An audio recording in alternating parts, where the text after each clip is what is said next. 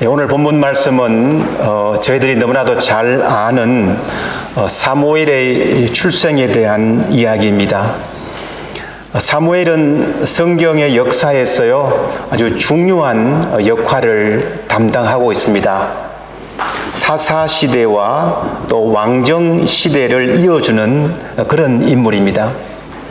이집트를 나온 이스라엘 백성들은 모세와 여호수아 지도자가 인도를 한 다음에 이후에 사사들이 이렇게 나라를 다스렸습니다. 그리고 사사 이후에는 왕들이 이제 이스라엘을 다스리게 되는데에 사사의 마지막 왕들, 사사의 마지막과 또 왕들이 등장하는 그 중간 역할을 사무엘이 감당하고 있다는 것입니다. 사사 말기의 시대를 저희들이 잘 알고 있지 않습니까? 사람들이 각자 자기의 마음대로 생각하고 지냈던 정말 영적인 무관심, 도덕적인 무질서의 상황이었습니다.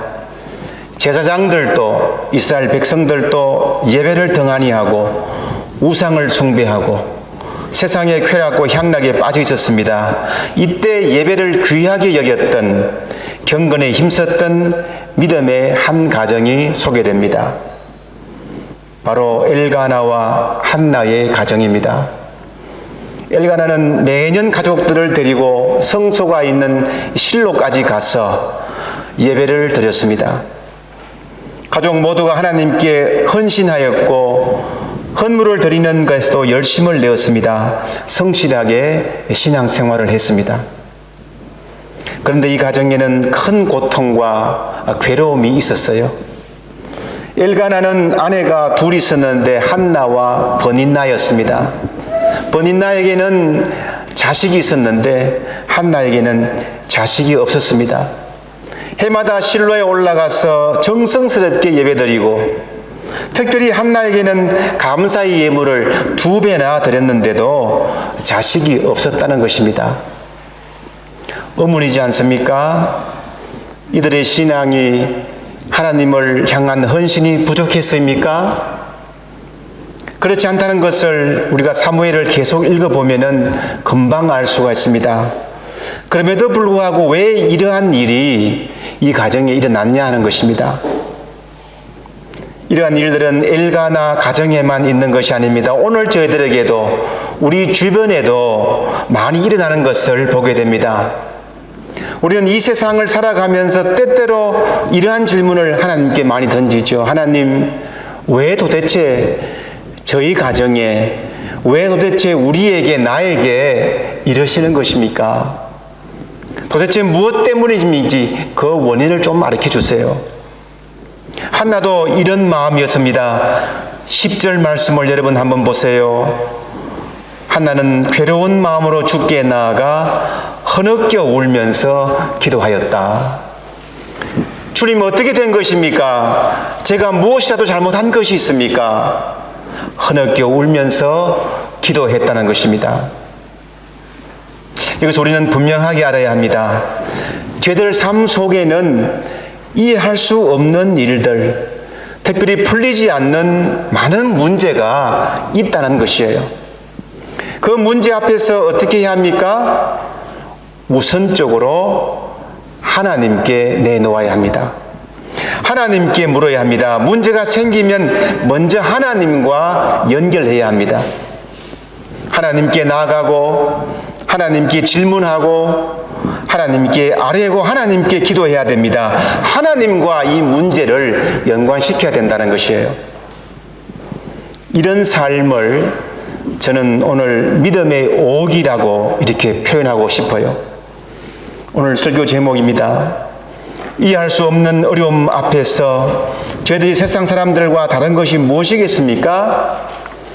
문제가 생기면 기도하고 하나님께 물어보고 하나님께 은혜를 구하는 그 능력과 자격이 우리에게 있지 않습니까? 이것이 우리의 특권이고 옥입니다. 믿음의 옥입니다. 원래 옥이라고 하는 것은 사실 믿음하고는 관계가 없습니다. 옥이 자체가 믿음이 아닌 것입니다. 사전적으로 오기라고 하는 것은 남에게 지기 싫어하여 자신이 가진 능력 이상의 일에 도전하려는 마음, 이렇게 정의되어 있어요. 그래서 분명한 것은 오기 자체가 믿음이 아닙니다.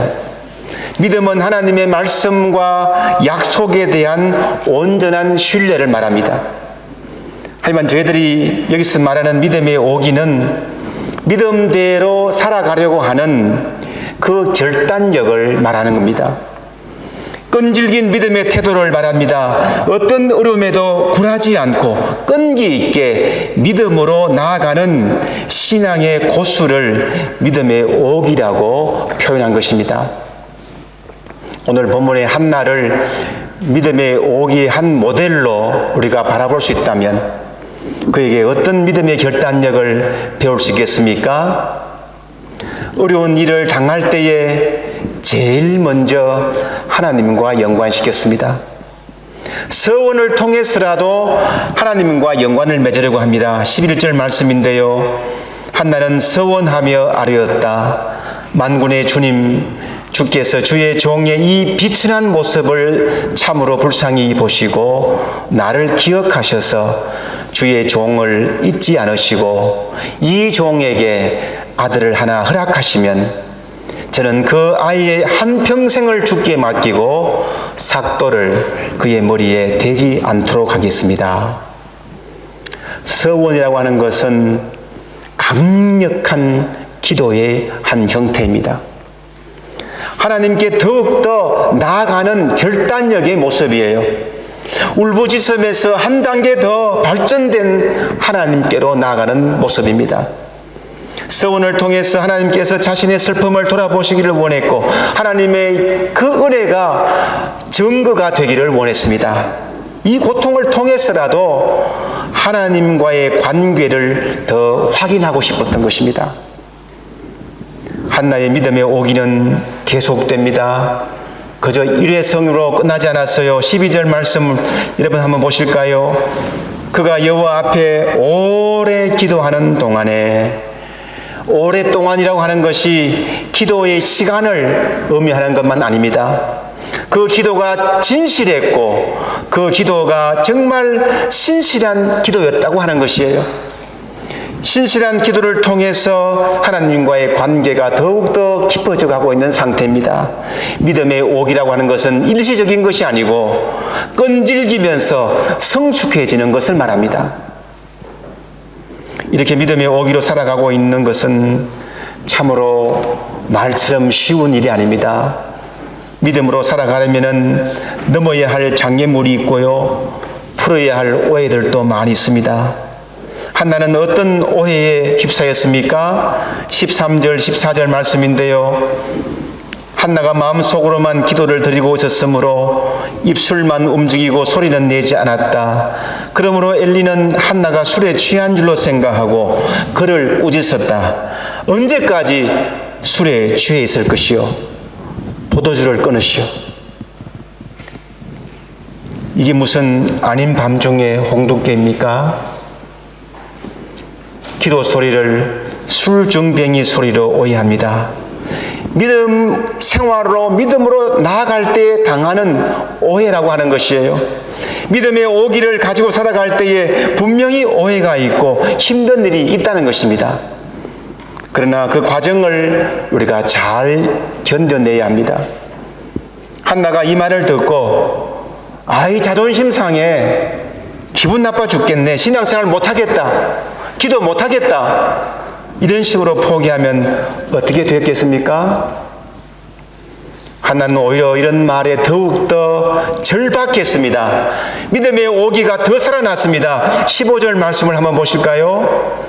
제사장님, 저는 술에 취한 것이 아닙니다. 포도주나 독한 술을 마신 것도 아닙니다. 다만 슬픈 마음을 가눌 길이 없어서 주의 마음을 주 앞에 쏟아 놓았을 뿐입니다. 하나님, 저는 절박합니다. 하나님 없이는 안 됩니다. 하나님 없이는 죽습니다. 태를 열어주실 분 또 하나님이시니 주님께 이렇게 간절하게 절박하게 기도합니다. 이것이에요. 믿음의 오기가 얼마나 대단합니까? 신약에서도 이런 믿음의 오기의 대표적인 예가 마태복음 15장에 나타나는데요. 예수님께서 두로와 시돈 지방을 다니실 때에 가나안 여자가 나와서 이렇게 하소연합니다. 자신의 딸이 귀신 들렸으니까 좀 고쳐줄 것을 간구를 했어요. 그때 주님께서 어떻게 합니까? 단칼에 고쳐주는 게 아니라 단칼에 거절합니다. 거절과 함께 아주 모욕적인 발언까지 해요. 자녀의 떡을 취하여 개들에게 던짐이 마땅치 아니하니라. 너무 모욕적이지 않습니까? 이런 모욕적인 발언을 들으면 저희들 대부분 어떻습니까? 저희들은 다 돌았을 거예요. 그냥 돌아서지 않고 뭐라도 한마디 합니다. I, A, B, C, D, E, F, G. 뒤도 안 돌아보고 돌아가 버릴 거예요. 그런데 이 여인이 뭐라고 대답합니까? 주여 옳소이다마는 개들도 제 주인의 상에서 떨어지는 부스러기를 먹나이다. 주님 말씀 맞습니다. 그러나 개들도 주인의 상에서 떨어지는 그 부스러기를 얻어먹습니다. 이럴 때 주님께서 무엇이라고 대답하시지요? 여자야, 참으로 내 믿음이 크도다. 내 소원대로 될 것이다. 아멘. 내 믿음이 크도다. 믿음의 오기를 보신 거예요. 주님의 부스러기라도 붙들겠다는 그 절박한 믿음의 오기에 응답하신 것입니다. 부스러기는 먹어도 배부르지도 않아요. 부스러기는 떨어졌기 때문에 위생적이지도 않아요. 그러나 주님으로부터 오는 부스러기는 무조건 받아 먹어야 합니다. 주님의 부스러기는 다르기 때문이에요. 그 부스러기가 5,000명을 먹여 살렸습니다. 그 부스러기가 12광조리가 되었습니다. 믿음의 오기가 보여주는 놀라운 은혜요 역사인 것입니다. 인생이 어렵고 힘들 때에 어떻게 해야 합니까? 믿음의 오기로 하나님의 지푸라기를 잡아야 합니다. 잡아보면은 지푸라기가 아니고 그 어려움을 거뜬히 이기고 남는 단단한 나무 막대기를 허락하시는 것입니다. 한갓 부스러기 때문에 내가 이런 부끄러움을 당해도 되겠느냐? 이게 아닙니다. 자존심을 내려놓아야 합니다. 뭐가 그렇게 부끄러워요? 교회 다니고 신앙생활 하는 것이 그렇게 부도덕하고 그렇게 창피한 일입니까? 이런 간절함이 없으면 안 된다는 것이요. 부스러기는 가만히 앉아서 먹을 수 있는 양식이 아닙니다. 부스러기는 찾아다니면서 내가 구해야 합니다. 오늘 한나가 그랬지 않습니까? 본문은 이렇게 시작을 합니다. 9절 말씀에서 그들이 실로에서 먹고 마신 후에 한나가 일어나니, 한나가 일어났습니다. 일어났다고 하는 이것은 많은 영적인 의미를 내포하고 있습니다.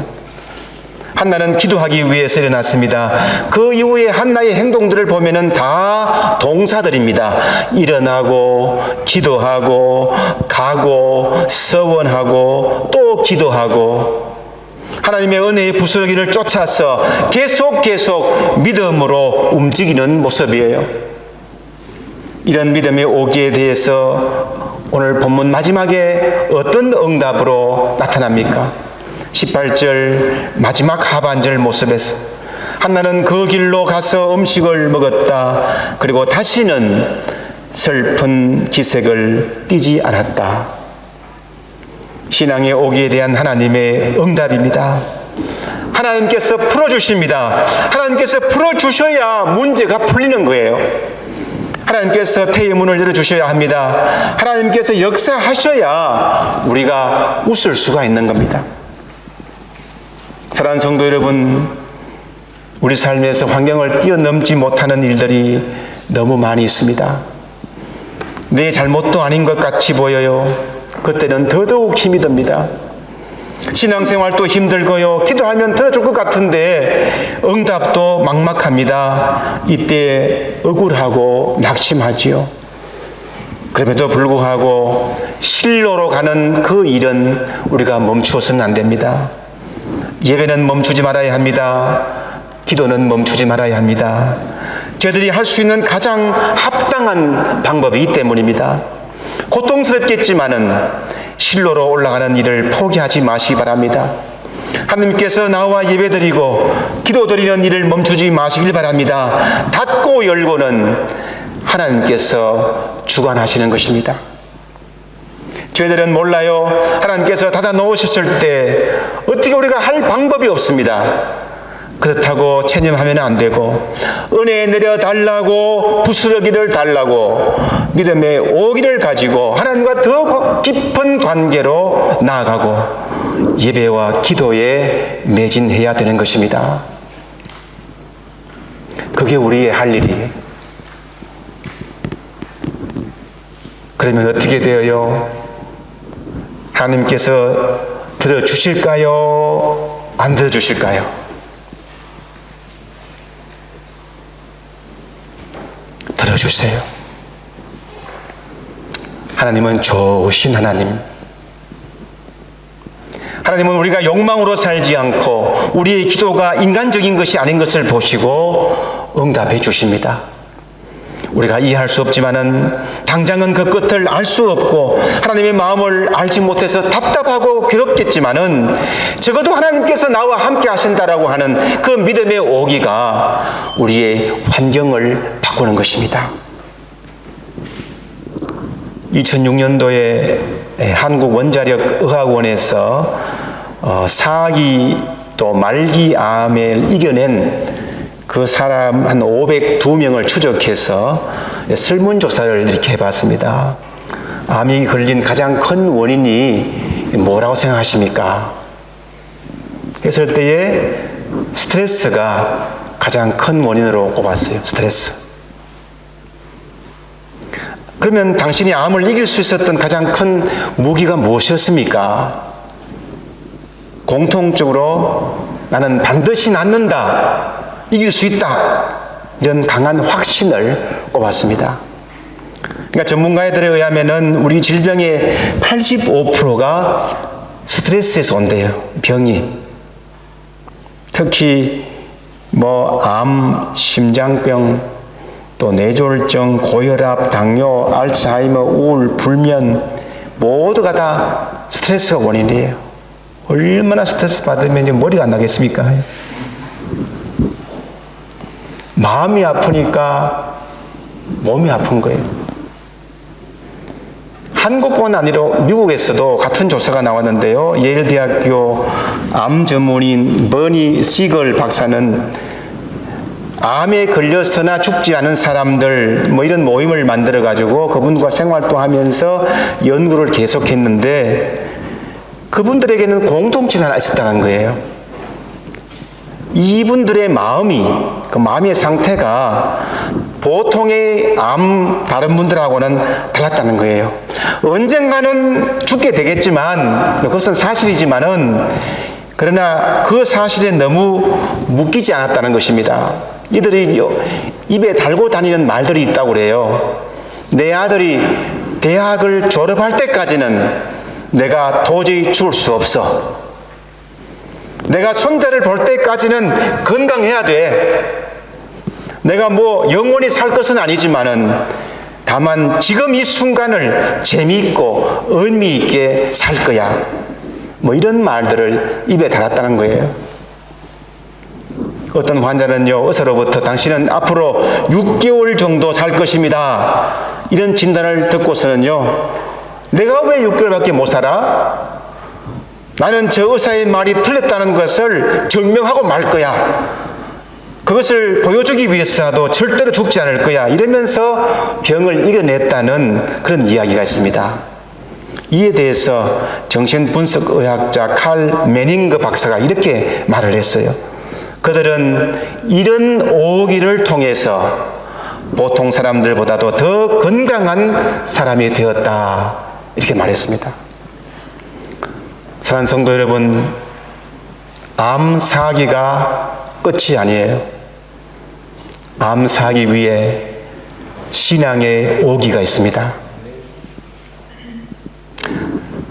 큰 어려움일지라도 믿음의 오기로 이겨내시기를 바랍니다.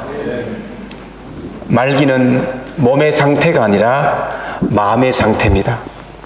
나의 어려움을 통해서 하나님과 더 깊은 관계를 맺기를 바랍니다. 하나님께서 일하시고 우리의 계속 하나님을 바라볼 수 있다면 끝까지 부스러기라도 바라는 믿음의 오기가 환경을 바꾼다는 것입니다. 그래서 찬송가 369장 2절은 언제나 우리에게 힘이 되는데요. 시험, 걱정, 모든 괴로움 없는 사람 누군가? 부질없이 낙심 말고 기도드려 아뢰었어요. 이런 진실하신 친구 찾아볼 수 있을까? 우리 약함 아시오니 어찌 아니하릴까? 아멘. 믿음의 오기로 세상을 살아갈 때에 불임에서 출산의 역사를 허락하시는 하나님의 기적 같은 역사가 우리 삶의 가정의 직장의 자녀의 삶에 차고 넘치기를 주님의 이름으로 축원합니다. 아멘. 기도하겠습니다. 사랑이 많으신 하나님 아버지, 은혜를 감사드립니다. 오늘 말씀을 통해서 다시 한번 결단케 하시고 우리 삶에 풀리지 않은 모든 문제를 해결하는 방법을 믿음의 오기로 하나님께 나아가며 기도하며 메어 달릴 때에 더 큰 은혜로 찾아오시는 하나님의 역사가 우리 삶에 차고 넘칠 수 있도록 인도해 주시옵소서. 예수님의 이름으로 기도드리옵나이다. 아멘.